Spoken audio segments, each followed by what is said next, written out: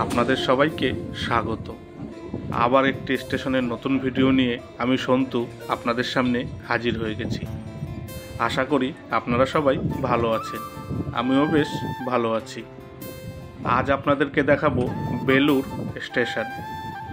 স্টেশনটি ভারতীয় রেলের পূর্ব রেলওয়ে অঞ্চলে হাওড়া রেলওয়ে বিভাগের একটি স্টেশন।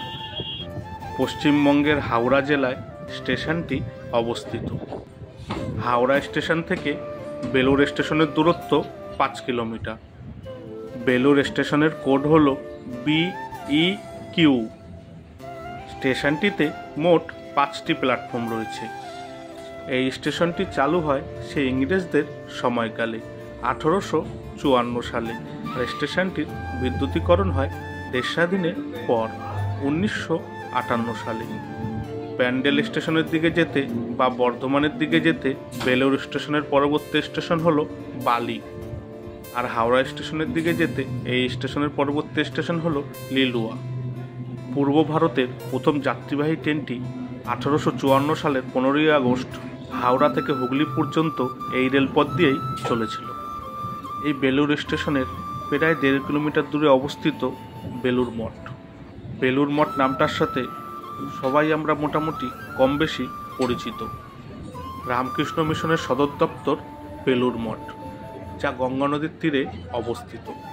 শ্রী শ্রী রামকৃষ্ণ শিষ্য স্বামী বিবেকানন্দ বেলুড় মঠ প্রতিষ্ঠিত করেছিলেন। সারা বিশ্বের মানুষের কাছে এটি একটি পর্যটন কেন্দ্র এবং তীর্থযাত্রীদের গন্তব্যস্থল। আমি নিজেও অনেকবার গেছি এই বেলুড় মঠে।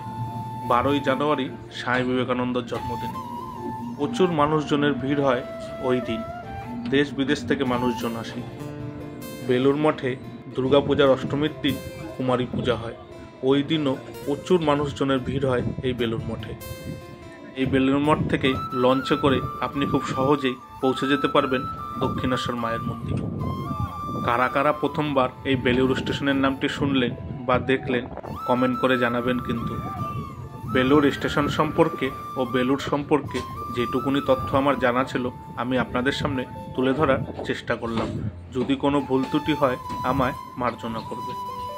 স্টেশনটি এমন ফাঁকা ফাঁকা দেখে ভাববেন না যে মানুষজন কম যাতায়াত করে। দুপুরের টাইম ছিল, তাই স্টেশনটি এমন ফাঁকা ফাঁকা ছিল। ভিডিওটি ভালো লাগলে অবশ্যই একটা লাইক করে দেবেন, আর চ্যানেলটি সাবস্ক্রাইব করে বেল আইকনটি অন করে দেবেন।